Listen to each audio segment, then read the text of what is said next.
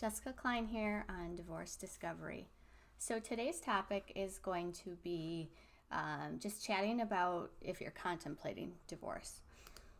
So, today's topic is contemplating divorce. Maybe you're not divorced, maybe you're not separated, but you're having some thoughts about that, and we're going to explore that today. So again, my name is Jessica Cline. I am a licensed clinical social worker, psychotherapist, and a divorce specialist. So the name of, this YouTube channel is Divorce Discovery, but we're going to be backing that up to, people that are contemplating divorce. And a reason that this subject is coming up is because it's November. Today's November 1st. This is the day that I am recording this video, and we see the biggest increase in filing for divorce January. Many people think, I've got to make it through the holidays. I got to give my family, my kids this beautiful holiday, and then I will file for divorce.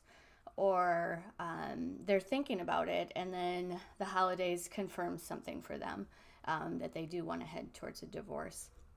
Or another reason, maybe they are not comfortable telling their family, so they want to make it through the holidays, and then divorce, and then be able to have that whole process before they see the whole extended family again, because that's a hard conversation to have. So today we're going to explore what it's like to contemplate a divorce, how to go about making that decision. I am a divorce specialist, obviously. I'm just going to say that. But I am not pro-divorce. So I'm not going around telling people you need a divorce. I'm pro-you. So if there are issues, if there are problems in the marriage, that you feel like that they can't be solved, if, all these sort of things, if it's coming at a cost of your soul, like the marriage is coming at the cost of your soul, then let's explore, thinking about divorce. So if you're contemplating about it, usually, it kind of starts with some of these thoughts about it, thoughts about what it would be like to not be married anymore, thoughts about, maybe you're Googling that. Maybe you're asking a friend, like, what was your divorce like? How are things after the divorce? There might be some things that are holding you back, and we'll explore those barriers to divorce at a different point. But right now, it's important to make that decision, whether you want to stay or whether you want to go, because before we know it, it's 5 years and we're still in this limbo. And that costs, us so much, not financially, but like our psyche, it costs so much. So kind of do a self check-in, see where you're at. Like, what are the issues coming up for you that is making you consider divorce, and explore those, and explore if it's something that can be solved, by yourself, with your partner, in counseling, all those sort of things.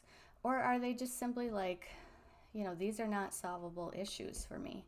Kind of check in on yourself and in your body, because our body tells us things, like, but we ignore them. Like, before we get married, the wedding dress, you don't like it. The wedding plans aren't going as you thought. And you're noticing all this resistance, and you're noticing how stressful it is, and you're noticing these doubt thoughts and all this sort of stuff. And that might have been like your body saying, this is not the right situation. So, slow down and evaluate that relationship. Evaluate the past, evaluate the way things are right now, and then evaluate how the future is going to look. Oftentimes the best predictor for the future is the past. So if there are issues in the past, if they have been going on for a long time, what is going to disrupt that to make it better? Because if nothing changes, nothing changes. It's going to be the same future for the relationship. I always encourage people to do this reflection by themselves, or with a professional partner that can help them explore that, because families have their own motives, and maybe they like your spouse a whole lot and they don't want to see you divorced. Divorce brings up so much for other people. Like, you say you're separated, you say you're divorced. and there's like a little internal reflection that goes on for them, and they, it's easiest if you stay married in their eyes, because they don't have to experience that and have doubts about their own relationship. So in order to make that decision on your own, I highly suggest, thinking about that by yourself, checking in on yourself, creating a journal to see what comes out from you, because a lot of times we're stuffing it down, and I find that the longer you're married, the more that you've stuffed down and the more that you've turned off the clues, whether that's body clues or just the way you think about things, or are you turning a blind eye to clues your partner is giving you. So really important to kind of sit down with yourself and figure that out. And maybe that means you go away for the weekend. Maybe that means you carve out time during the week. Maybe that means you go to a special spot and kind of reflect and write about that. So I think that can be a really good way to get in touch with how you're feeling about your marriage and how you are feeling about the idea of divorce. I think it's really important to get your facts. So kind of look into the legalities of things in your state. I know things about my state and some of the other states, but I don't know, what the process looks like for every state, because they are so different. So, take a look at that. Go on the website. If you're feeling like it's the right decision and you need some more information with a lawyer, go ahead and make a consultation with that lawyer and discuss where things are at with your marriage and what that would look like. And then, just start to prepare for what that journey would entail. Think about what that's going to be like, and get as prepared as you can for that. And then, something that I really encourage people to do is kind of dream about what their future looks like. I mean, you hear often, you get divorced, you're never going to get married again. You're going to die alone. There's all these thoughts that come up. You're going to be bankrupt. You're not going to be able to afford the same lifestyle. Are those reasons to stay in a bad marriage? No, absolutely not. Those are just limiting beliefs. And then how do we ever find the life that we are meant for if we're staying in our old life, if we're staying in this unhappiness? Should our marriage come at the cost of being depressed, of gaining weight, losing a ton of weight, being unhealthy, being unhappy, and having that be the vision that our children have of what a family looks like? I'm just taking a look at my list so that I can make sure to go over everything. So really get in touch with what that future can look like for you. What's holding you back? What are the fears that are going along with that?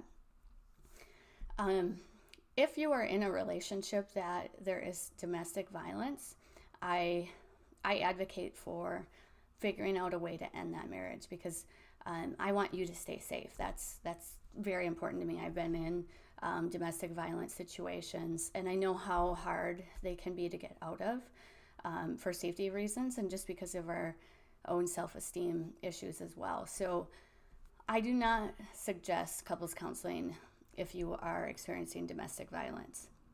I would suggest a separation, and if the partner, and is willing to undergo treatment for that, and you feel like they can work on that and be a different partner, that's, certainly a different story. Emotional abuse. I mean, we're hearing about it often. I think that was one of the biggest articles I had written. I think I had over 50,000 views on an article that I wrote about emotional abuse, and how it's a little bit more secret. It's a little less overt, and exploring if you're having emotional abuse in your relationship, in your marriage, and deciding if that's something that you want to continue with, or if that's something that you can get treatment for with your spouse. And then another thing that I like to have people consider, I know our vows, vows are different. People have their different vows, and some are personalized and some are completely different than the general ones. But in generalities, we have a vow of sickness and in health. And I do get a lot of consults with women that are contemplating divorce because their spouse is sick with mental illness. Maybe that looks like severe depression. Maybe that looks like bipolar disorder. Maybe that looks like, something else. And it's ongoing, it's persistent, and it's very damaging to the relationship. Another area would be substance use, substance abuse, alcoholism, stuff like that. So, we take this vow of in sickness and in health. And, when we think about that, maybe we think about our partner, getting cancer or something like that. And there's a big difference between cancer and then, mental illness and the effects that mental illness have on the marriage, and then often the partner that's taking on the care of that person, the care of the relationship, the care of the family. And, being married to a partner with mental illness is incredibly hard. It's incredibly damaging. And so I want to give people, I want to just be honest and say it's okay to leave a marriage if the partner is ill. It's okay to leave a marriage if your partner is, constantly suicidal. If you look at it for years and see how damaging that's been, like I shared, if the marriage comes at the cost of your soul, it's not worth the price. So if this marriage is, debilitating to you, your personal growth and how you're doing, and how, your children or your family is viewing that relationship, it's okay. It's okay to want to get to a divorce for those reasons. I see a lot of guilt from people for wanting to leave a spouse that is ill, mentally ill, has substance abuse issues, they had a DUI, and you're supposed to just take care of all that. But, that's not always the case, that you have to stick around for that, and that has to be your whole life. So, certainly consider that if you're experiencing that. I do encourage you to reach out to help, because navigating that can be difficult. Navigating the guilt you feel, that can be difficult.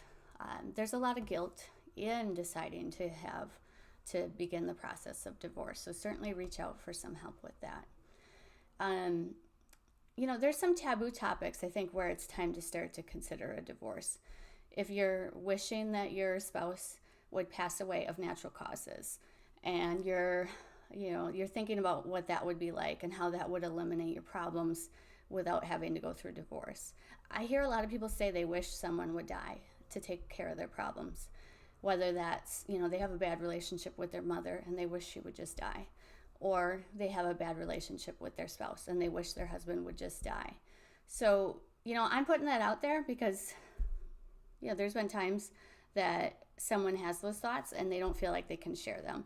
And I'm just saying they're incredibly normal. I hear that from a lot of people. And when I open space for someone to share those thoughts with me, it's a beautiful thing, because then it's no longer in the dark. And then in the dark is where the shame comes out. So working on that is really helpful. If you're experiencing those thoughts, just normalize it. It's very normal to have these thoughts. It doesn't mean you're going to be doing anything about these thoughts. They're just a sign that, hey, there's an issue, and it would be a really good idea to figure out what that issue is and where you want to take your life after that. So those are just kind of some things that have come up for me lately that I hear from people that I wanted to talk about. I work with divorced women, and a lot of times they need some help figuring out whether that's the right choice to make. Of course, only you can make that choice. Your family shouldn't make that choice for you. I shouldn't make that choice for you. But if you work with someone, they should just be your guide.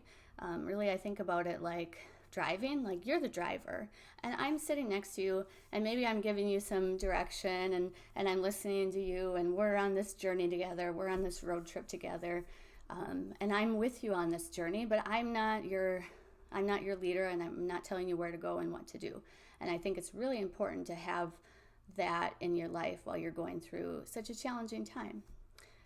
So again, this is Divorce Discovery. I'm Jessica Cline, a psychotherapist. And if you want to check out that article It's on my website. It's been picked up, I think it's been syndicated by some other magazines and stuff like that. So you can head on up to Cline Counseling and check that out and kind of explore what some of that emotional abuse looks like in a relationship and kind of identify if that's, going on and if that is, time for you to leave that relationship. So feel free, if you have questions about contemplating divorce, if you have questions about divorce in general that you feel like would be a great YouTube video about or that we should explore together, send me an email, leave a comment on this video or, reach out in some way so that we can kind of chat about it. So again, Jessica Cline, and I hope you have a great day, a great month of November, and you're ready for the holidays because they're coming. Thanks. Bye.